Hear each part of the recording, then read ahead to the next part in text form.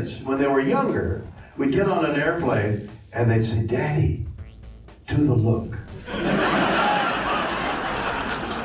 So I'd look out the window. They'd go get the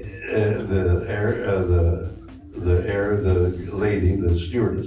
What do you call them? The flight attendant. The flight attendant. They'd bring the flight attendant over, and she'd say, "Yes, sir," and I go. This Organized Chaos video is brought to you by viewers like you. Thank you.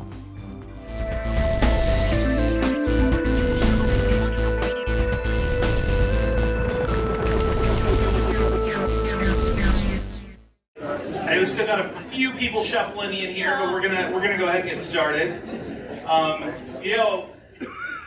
Our next guest for Expo doesn't really need an introduction, but you know Shatner is a legendary actor, producer, director of many shows such as T.J. Hooker, Boston Legal, one of my favorites, Tech War. All right, yes. Not many people are into that. But, he's known for a certain captain who started a 5-year mission to explore strange new worlds, to seek out new life and civilizations, and to boldly go where no man has gone before. I want to welcome William Shatner, everybody.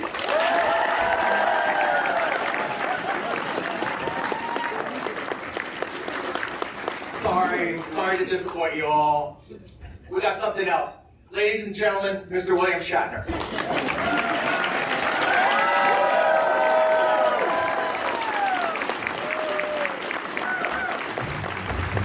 we get started here, before the captain takes his chair, we got something that we want to go into. Have you got a microphone? Speak into the microphone. I'm speaking into the microphone. No, I can't hear you. Seriously, I can't hear you. Whereas. Now, come down front. Like so this is a little challenging, but you'll understand in a moment. Good. Whereas William Shatner has been the entertainer, artist, and astronaut who will be recognized for the rest of time, and whereas William Shatner has brought endless entertainment from decades of work on stage, You hear? and film and iconic, memorable, and celebrated roles and characters for fans across the world, especially here in the Queen City. And whereas William Shatner, who at the age of 90, Kiss my whereas. and astound people across the world being launched into spaceflight, and Whereas William Shatner has chosen our very own Cincinnati Comic Expo as means to grace our fair city and welcome guests and visitors from across the region and beyond. I can't understand a word, but then what the hell? He is still traveling to meet and greet his fans who made it all possible in all corners of the globe. And whereas his creations and contributions will live forever as an inspiration and a reminder for all of us to dream ever upward, and his famous line, to boldly go where no man has gone before. You're slowly losing energy. Sustain the energy. Have you come to the end yet? Well, I'm right there. Okay. Now, therefore, I, FTAP, Mayor of Cincinnati, to do hereby proclaim September. Wait a minute, you're under here in the false circumstances. You're not the mayor. Okay. Yes, William Shatner Okay. Day and So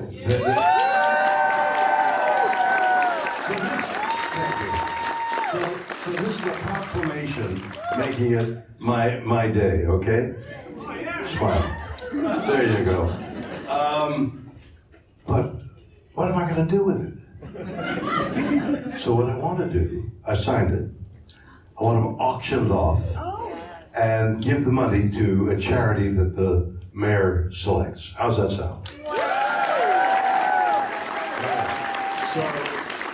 I know times are hard, but the first bid should be $1,000. Hands up for $1,000. Give me a hand. Give me a hand, $1,000, and it'll probably be a deduction, I would think. Give me a hand for $1,000. $1,000. My God. Oh, that's right. I'm in Cincinnati. $500.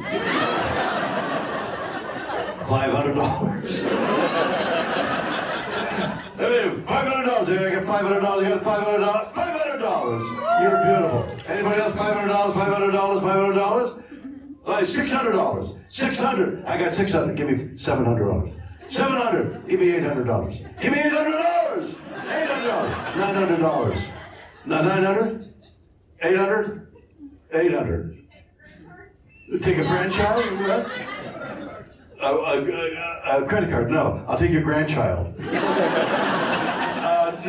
am I? $800. $900? It's yours for $900.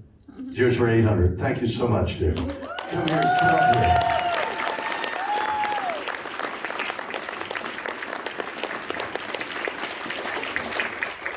This is yours. Gentleman back there, visit them and figure out how to pay. What's your name? Peggy Champagne. Peggy Champlain, everybody. Thank you so much, Peggy. What? Champagne, like the wine. Peggy Champagne, like the wine. It's beautiful. Thank you. What a way to start, huh? Somebody is going to get some money and help them through some necessity that they have. It's a good idea. So here I am in Cincinnati. I've been to Cincinnati many times. You know why? Why? Because I have a home in Lexington. Yay! And I used to come through Cincinnati Airport a lot. It was a hub at one time. It's no longer a hub, is it? No. But it's busy, is it not? Yeah. I wonder why they don't think Cincinnati should be a hub. They don't know about how charitable Ms. Champagne is. Anyway, so I have a place in Lexington that I haven't visited in 2 years, actually. Basically because of COVID, but because I'm there all the time. And I had horses. I have horses in Lexington. And the whole result of my having horses, God, there's a young lady in orange. Would you stand up? Good God. Turn around, turn around. That's orange paint, right? Holy cow. All I know are the girls in green. So I thought the way I got to Lexington and thusly to Cincinnati might be a fun story. When about many years ago, I was ready to buy another home, like a second home, and where we would go and get away from the city. And that's in Los Angeles. So I went up the coast looking for a home on the coast, and it was all too expensive. But I had done some charity work for a small town in the San Joaquin Valley, which is one of the bread baskets of America, and I had done some charity work there and had learned about how beautiful some of the land was there in the foothills of the Sierra Mountains, and so now my wife and I are going up the coast, looking. It's all too expensive, and I said, "Hey, remember that town in San Joaquin where they said it was God's country? Let's go there. Maybe we'll look there instead of on the coast." So we go to that town and then go a little further out of the town, and I'm in a restaurant. It's now Sunday morning, and my wife and I are having breakfast at a restaurant. Across the street is a real estate office, and suddenly people it's after church. It's Sunday morning, and people coming home from church, and they're all gathered around the real estate office. So I said to Marcy, I'm going to go over there, and I run across, and I say, I know it's Sunday, I know you're closed, but I'm a real live customer, and I want some land, it needs to be private, I want it on water. She says, I got the place. She shows me the place that day, and that was it. That was where I belonged, arranged to buy it, and now I had this land with grass that high, and there was a guy who would rent the house that was on it, so he would look after the property, and he said, what do you want to do with it? And I said, well, I don't know. He said, why don't you run a horse? Have a horse.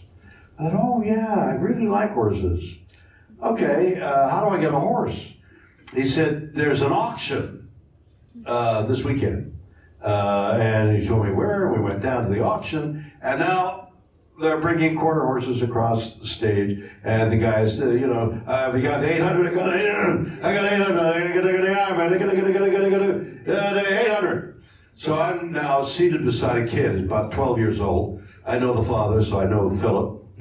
I said, Philip, right here. So and this kid somehow knew everything about horses. So I said, well, I think I want to buy a horse. And the kid says, well, the horse that's up there now, the horse that's up there now is the horse you should. I said, no, I'm not going to buy. And I did. I said, no. And the guy said, sold. And I had a horse. Now I had the choice of saying no, or and everyone would say, what's the matter with Shatner's lost his mind or whatever, or I could say okay. So I was so embarrassed. I said okay, and the horse turned out to be really a cool horse, and I got one horse, and then I was able to afford a second horse, and suddenly I had horses. Now I had horses in Los Angeles, so the next thing is you got to have horses in Kentucky. So the long story, I get to Kentucky and get some horses in Kentucky. I need a place to stay in Kentucky, and then we get a house in Kentucky. And now I'm going through Cincinnati, and that's why I'm here.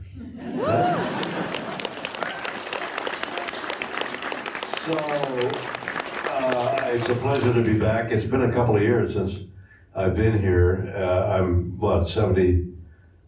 I once drove from Lexington in an ice storm up here to catch an airplane back home.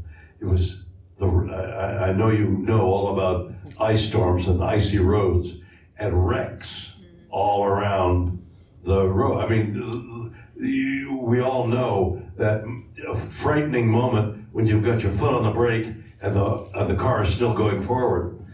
I drove like a madman with 3 people in the car with wrecks on either side, and I'm from Montreal, so I know a little bit about driving on ice, which is you shut your eyes and hope for the best.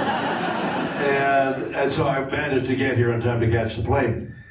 But the memories of Lexington and Cincinnati and the horse shows that I've been to and will be going to in the next short while, and my existence in this area has been a long and joyful time for me being in this area. So it's a pleasure to see you all. So now, are we set up for questions?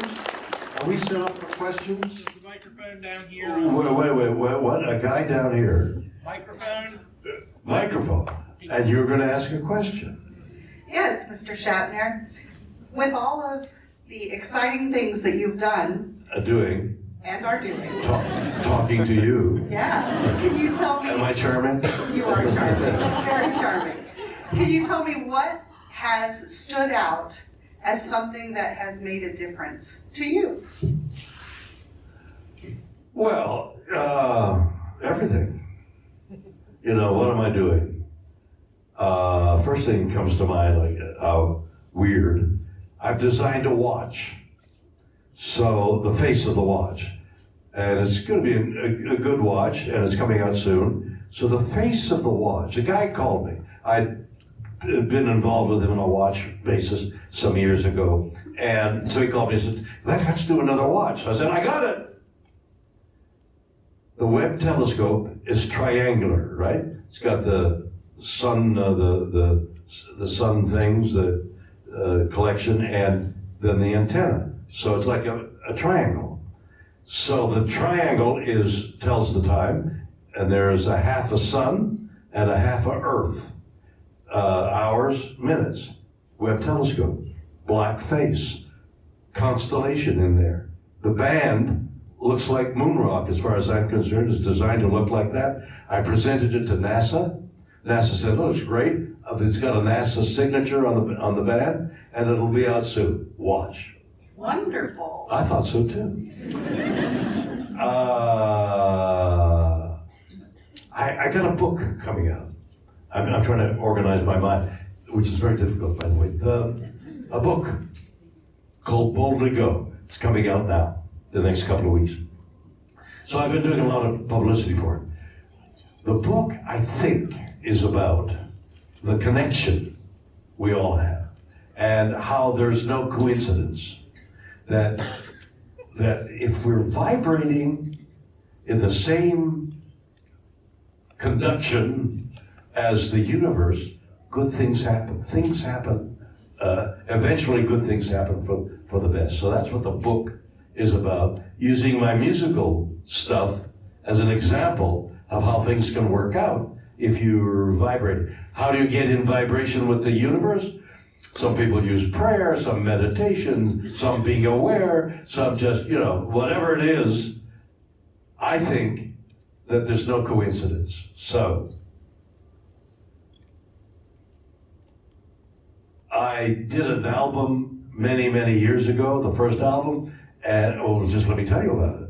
So I was asked to do an album. It was called The Transformed Man. And so The Transformed Man, they said, do an album. I said, well, I've got a concept. I'll do great literature and have music written behind it, and it segues into the literature of today, which are the great songs of today. So this was many years ago. And so I did things like To Be or Not to Be, with music behind it.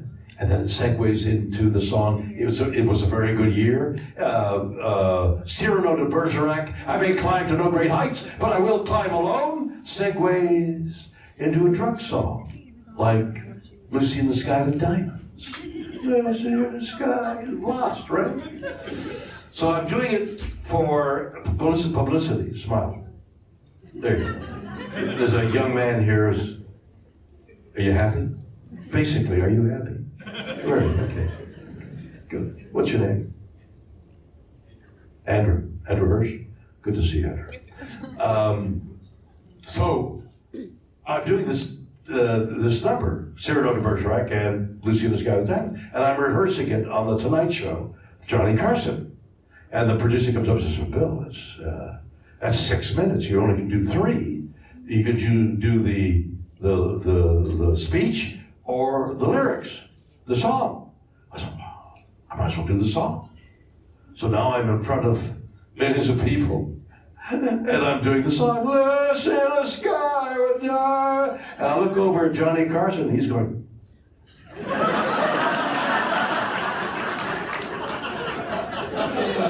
So the album bombed, okay? Everybody laughed, and the album, but Ben Folds, yes? Okay, so Ben Folds hears it at a garage sale years later, and he calls me and says, I'd like to work with you. And I work with him, I do a number on his album, which is very popular. The number was popular. I'm back in the music business. So I've maintained a relationship with Ben for over the years. I get a call, and then I continue writing songs with Robert Setlock, particularly a poet that is exceptional. So we write some songs, and we have an album out called Bill, which is on Spotify. You can get it. But we enjoyed the songwriting process so much that we wrote many songs. So now, the arc of things happening. Laughter, Ben Folds. A couple of months ago, Ben Folds calls me. He says, I'm now artistic director at the Kennedy Center. Would you like to entertain at the Kennedy Center? Not only that, Ben, I have songs. So I'm in the Opera House at the Kennedy Center, 3,000 people. It's being recorded as an album and as a television show, and I'm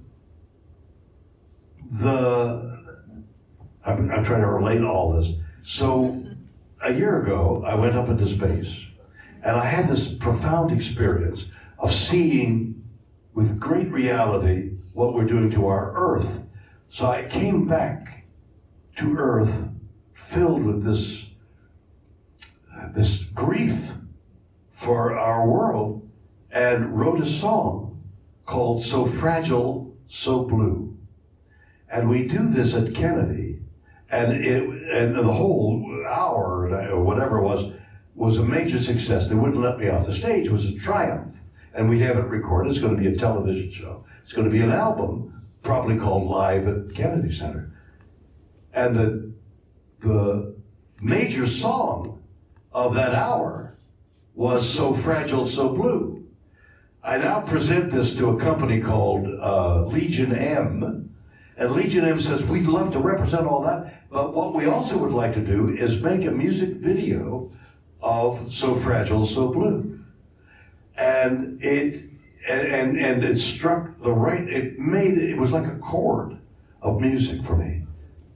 A music video of So Fragile, So Blue, which is a great song about the world and its destruction and what we're forgetting, how beautiful everything is. And our hope is the music video will be like the song We Are the World was an anthem, in effect.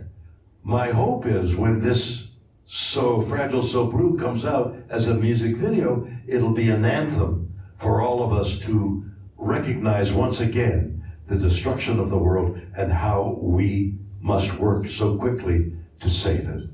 Okay? So that's what I'm doing. Thank you so much.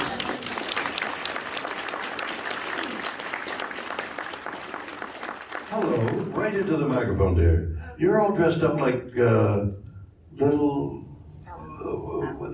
like what? A fairy tale. What's the fairy tale? Alice. What? Alice. Alice in Wonderland. Exactly. My God, it's Alice in Wonderland. You look beautiful, and your face and hair, everything about you is Alice in Wonderland. How old are you? 14. 14 is perfect for Alice in Wonderland. Has anybody asked you to be in the movie? No. Oh, they'll discover you soon.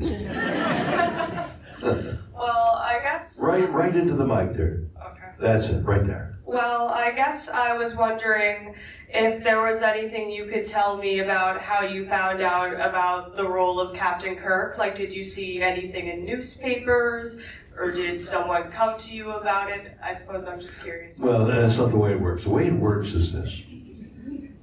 Some dreamer has an idea for a show. Let's do Alice in Wonderland. Okay. So let's write Alice in Wonderland. We get some writers, and what does Alice in Wonderland do? She goes to the thing, she flies down here, she's in Wonderland, rabbits come in, and that's Alice in Wonderland. So they write a script. Now they take that script to a place that will broadcast it, and because they broadcast it and get money from commercials, they're able to pay the people who wrote the script.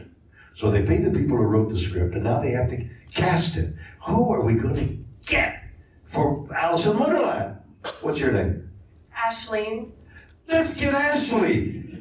So we call Ashley, and we say, Ashley, we've got the script on Alice in Wonderland. Would you like to be in it? And what do you say? I say sure, but actually my name's Ashleen. It's okay though. But actually what? There's an N in it. Oh, no, but we call you, we get your number, and we ask you to be in the show. Okay? And we have to talk to your parents because you're underage. What's your father's name? Oh my God! Daddy, you have to go over your daddy's name. No, I'm saying, do you want to hear like his first name or his last name? Oh, exactly. Tell me your mother's first name. Heather. Okay, so we call Heather. And we say, Heather, we'd like to hire Ashley to be in Alice in Wonderland. And we'll pay her. How much do you want to be paid? I don't know. I mean, Well, you gotta tell me. for free. How much do you want to get paid? Because if it's too much, we can't use you. I mean, I guess I don't know, $10. $10. We can afford $10 for Ashley.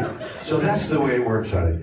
People, they write scripts, they get things, who you want, and then they call you and you say, I want $10, and they say, we'd like to pay you a lot more than that.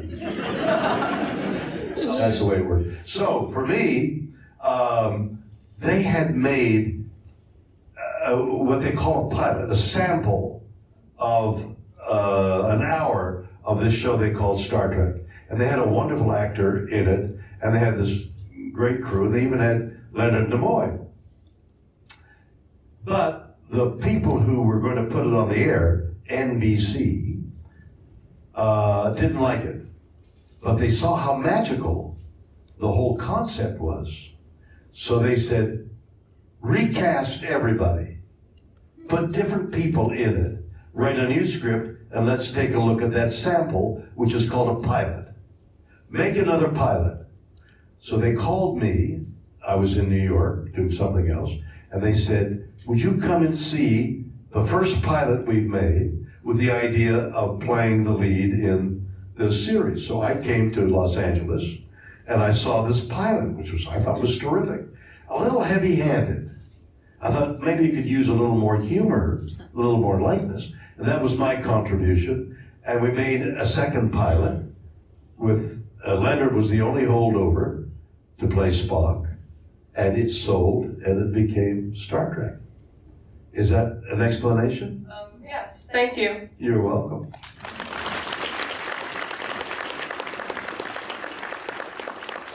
Look at you, all jazzed up there. Hi. Are you sorry that you did all that to your arms? No.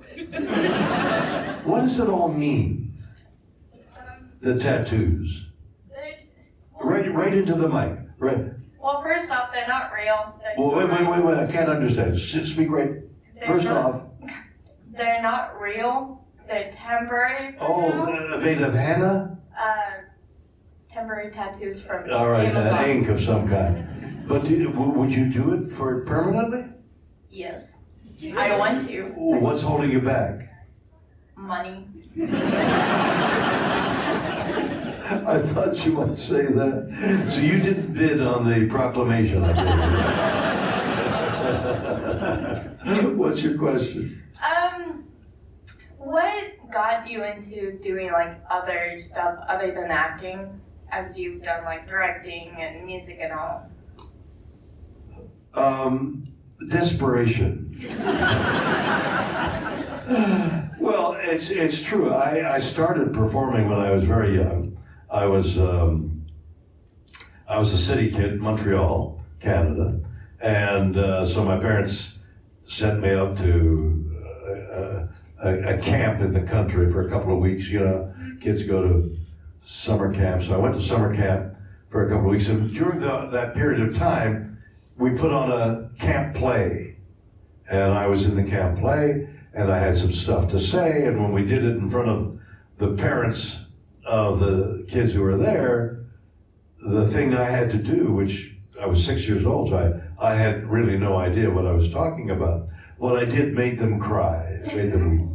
So at the end, they applauded me, and my father picked me up, and my boy Bill, and got my father's approval, made the audience cry. And I've never done anything else. I've never driven a cab. I've never waited at restaurants. All I've done is perform. Or then I started writing, and then I started directing, and then I started producing, because it's all natural. Like, you meet all kinds of people who don't quite know what they're doing everywhere, right? Yeah, you know, but you know what you're doing. No. You don't know what you're doing. So you must be a boss. Does your boss know what he's doing? I hope so, because my boss is my teachers. Oh. I'm a college student going into... You're a what? I'm a college student going into like set design and film production. Oh, where are you studying? Right now I'm doing the theater tech at Sinclair, but hopefully we'll go to higher at SCAD. Didn't quite understand all that, but you're going someplace to learn. Yes. And you're learning that. Well, perhaps that was a little advanced situation. You'll find that many times the people you're working for don't know as much as you do. And everybody around, look at all the people nodding their head. Yeah, nobody knows as much as I do. Now that may be ego, but sometimes it's true that the person who got the bigger job got it not because of their ability. And you'll face that problem from time to time where you think, that's not the way to do it, and you hesitate to tell the boss, excuse me, boss, that's not the way to do it, because you're liable not to be there the next day. Yeah. On the other hand, maybe the boss will. So, when I found that I wasn't working as an actor, I would write, or I would, if I was, the opportunity presented itself, I would direct. And then I began to understand that I could produce it as well. So it all just came about, it seemed to me, naturally. You good with that? Yeah. Thank you. You're welcome. Look at you on this stuff. Right into the microphone, dude. Right, let's see, I'm holding the mic right here. Good, there you go. I was wondering, what was your favorite part about being Captain Kirk? What was my favorite part of being Captain Kirk? Well, I think the part was really fun. They wrote all kinds of things for me to do. You know, double characters, falling in love with weird people, green paint that came off, you know. It was just a wonderful role to play. And that was really the best part of being Captain Kirk. What Captain Kirk has done for me since then, being able to stand in front of you and getting a full house like this, is what Captain Kirk has done. So everything in terms of being a celebrity has come from Captain Kirk. So Captain Kirk was not only fun to do, it's engendered all the things that came afterwards. Alrighty, thank you. Thank you. Hello. Hello. So, How are you? good. How are you doing? Good. You tell me. Well, you were in my all-time favorite TV show, which is Twilight Zone. Which is what? The Twilight Zone. Twilight Zone, yeah. So, any interesting stories working on the show or with Russ? Or Well, it was so long ago, Twilight Zone, and I did 2 of them, and they're quite popular, apparently. I don't understand why. No, but it's true. I don't understand. In the business of entertaining, it's guesswork, because I don't know what you like, and I write something or I perform something, and it's for you, and I'm going to try and make you laugh or cry, but I don't know what makes you laugh or cry because I don't know you. So all I've got as a sounding board is my own taste. So if it amuses me or if it touches my heart, I've got to assume it's going to do the same to you, but I don't know. So writing and performing and putting something on the stage or on the screen is guesswork. Nobody knows until the audience tells you. For example, I do a show called The Unexplained, and it's on the History Channel.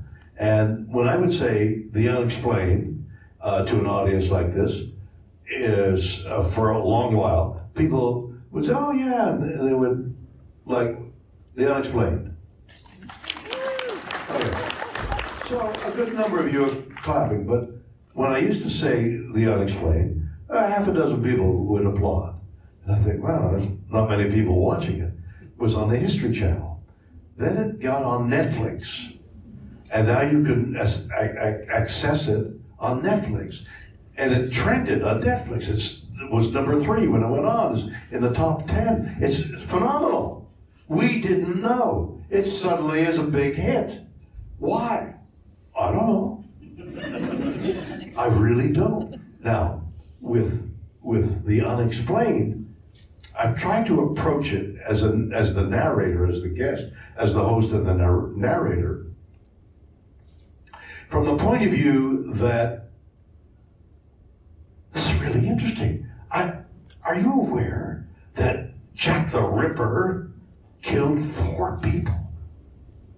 Yes, 4 people. And there was this girl who was walking, and suddenly I, as the narrator and the people introducing the show, I'm involving you because I'm involved. Is that going to work? I don't know. let's see what happens. So it went from, to, that's pretty good for a television show. So it's all guesswork. There was a big hit play many years ago called Boys in the Band. And the author had a second play. We always thought it was his second play, but now I've come to believe that it was his first play, and that Boys in the Band was the second play. But that next play was produced, and I was cast in it along with some other people who were well known. A particular actress was well known on Broadway, and we were going to open it in Los Angeles and smooth out all the things that needed to be smoothed out and bring it to New York. So we rehearsed it, and now we're in front of thousands of people opening night. It's the first time we're going to be in front of an audience. And the play opens, the actress and I would, so the curtain is here, and we would come out onto the apron, stand in front of the apron. The audience, it's black, so the audience doesn't know we're there. And we're holding hands, and the opening is, the lights go on and the curtain parts, and we're there. So now I'm standing in the black, and we don't know whether the play is any good or not until the audience tells us. So now we're waiting, it's opening night, and she's beside me and a little apprehensive about what's going to happen. And she turns to me and she says, "Bill, are we in a disaster?" Then the curtain goes up. And it was a disaster. But we didn't know that. And so it's an audience that tells us if it's a hit or not. What was your question? Just if you had any interesting stories from the set of Twilight Zone. So, Twilight Zone. Oh, yes. So why? I did 2 Twilight Zones. Give me the names of them. Nightmare at 20,000 feet, and I'm drawing a blank, but the diner scene with the fortune-telling machine. Right, exactly. So one of those half hours was a guy who turned out to be a Czechoslovakian acrobat in a fuzzy suit, standing on the wing of a 747. Okay, the suit wasn't even streamlined. It was like sheepskin. And he's standing there with a pug face. Nothing streamlined. It didn't look, he was a little Czechoslovakian acrobat on a wing. I'm looking at him while we're rehearsing. I'm thinking, good God, are we in a disaster? And no, we filmed it. It was okay, you know. And I'm thinking, this could really be terrible. Everybody, it's the what's the phrase? Suspension of disbelief. You suspend your disbelief if it's presented to you with enough emphasis. I'm here and I'm a Czechoslovakian acrobat and I'm on the wing of an airplane. Kill me! Just say anything. I'm here. And you think, okay, Czechoslovakian acrobat on the wing of a 747 flying. I'll accept it. And you accept it because you suspend disbelief. When I still do double takes at looking out my windows at night sometimes because of that episode. Well, I didn't quite understand anything. Loud, right into the mic. Sometimes at night, you know, when it's storming, I'll do a double take. Oh, I do a double take. Well, so my kids, when they were younger, would get on an airplane and they'd say, "Daddy, do the look." So I'd look out the window. They'd go get the lady, the stewardess. What do you call them? The flight attendant. The flight attendant. They'd bring the flight attendant over, and she'd say, "Yes, sir," and I go.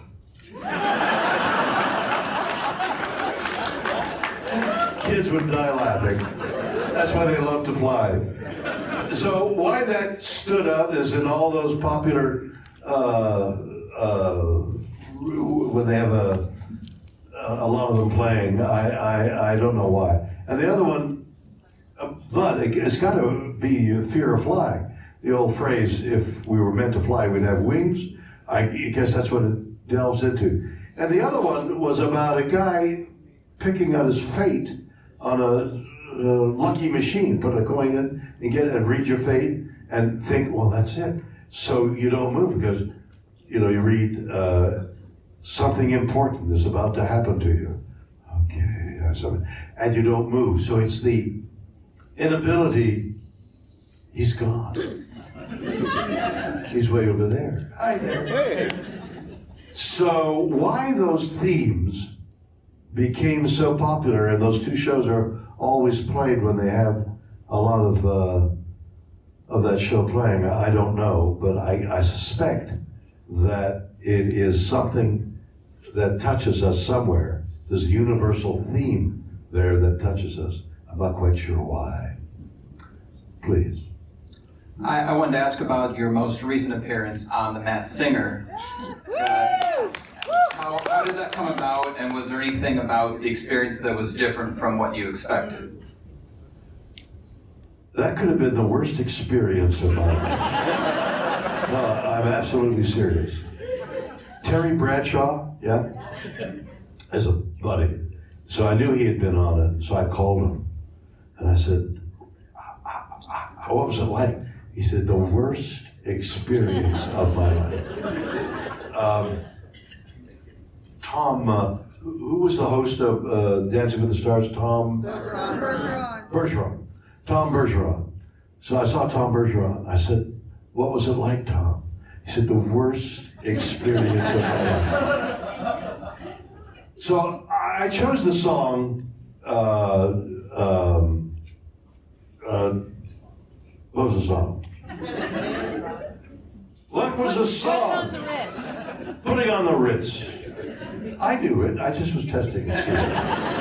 So I chose the song Putting on the Ritz because it's got an interesting tempo, got a good lyric, and I was doing it. Putting on the Ritz, putting on the Ritz. So I worked with a professional singer. I got it. I wish I could remember some of the lyrics. It took me forever to learn them. So, but it's been some time. I've forgotten the lyrics, but beautiful lyrics, beautiful tempo and all. I've got it. It's a great song. Fred Astaire, but not the Ritz. So I've got it. And I do it in a rehearsal without the wardrobe on. Hey, Bill, you can sing. Yeah, I can. Yeah. Putting on the Ritz. Then I put on the wardrobe. So they got the whole thing encased and heavy shoes.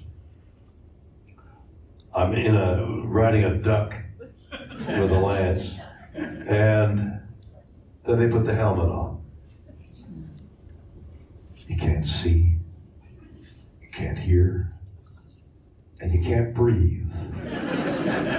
No exaggeration. When I breathe out, carbon dioxide, right? So, breathe out, I suck in oxygen, and I'm back. My brain is working.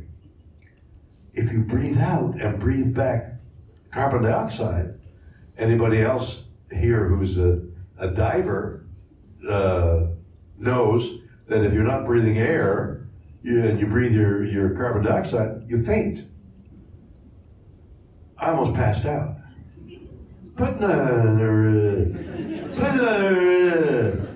I'm in a devil, put worst single experience of my life. I was so embarrassed, I didn't watch it. I didn't look at it. And both those guys have called it the worst thing you've ever done. That was my experience on this show that I was on, Masked Singer. I never saw it. I did it because I knew there would be publicity involved doing it, and I have all these things I'm doing, the book, the watch, the two documentaries, all kinds of things that I'm publicizing, and so I thought that would be a good outlet, but what a choice, my Lord. And what is amusing is that everybody that I've talked to who's done the show said the same thing. For what? I didn't sneeze.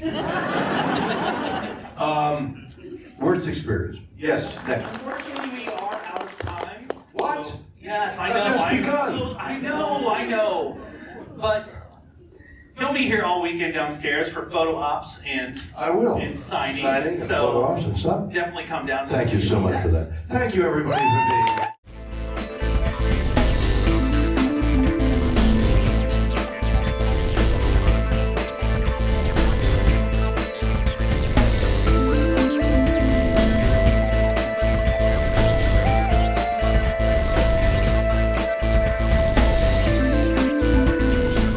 They think order and chaos are somehow opposites and try to control what won't be. Do you enjoy pain? Pain don't hurt.